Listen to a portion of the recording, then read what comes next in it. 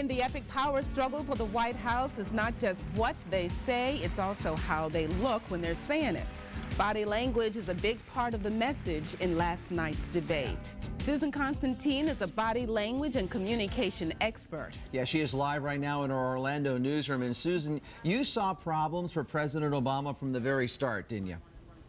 Yes, I did. You know, when Obama and Romney came out and they went to shake hands, the interesting thing is, you know, this face-off was truly what it was, a face-off, because Obama didn't make eye contact with with Romney. So you saw Obama smile, but there was no eye contact, well, you see, which was very consistent throughout. That's right. And a lot of people have talked about that today. So what do you make of this no eye contact?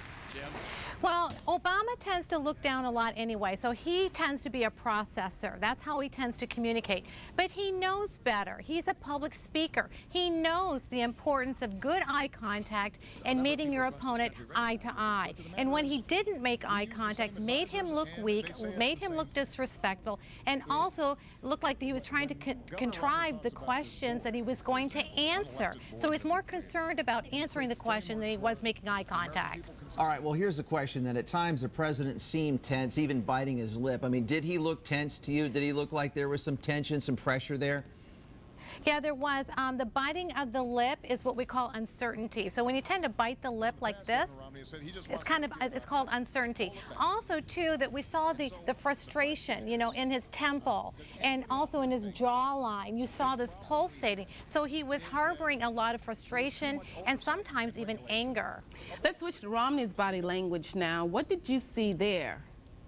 You know, his body language was really right on. He was powerful. His gestures were right on point and on cue.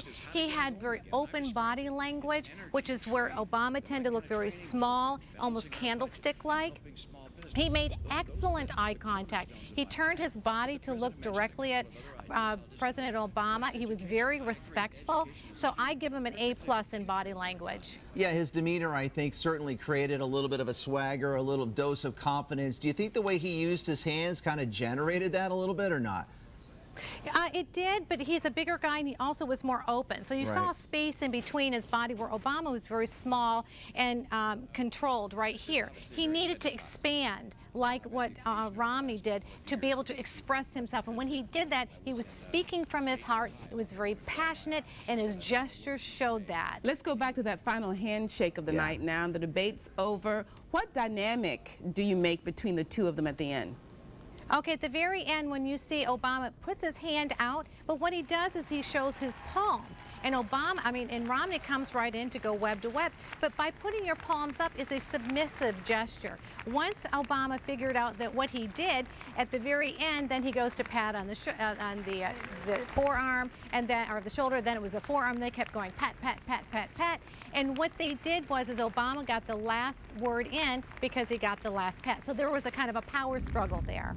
All right. We'll see what's going to happen at the next one. I bet there'll be some changes somewhere for President Obama after all this criticism today. Susan Constantine, thank you so very much. It's my pleasure.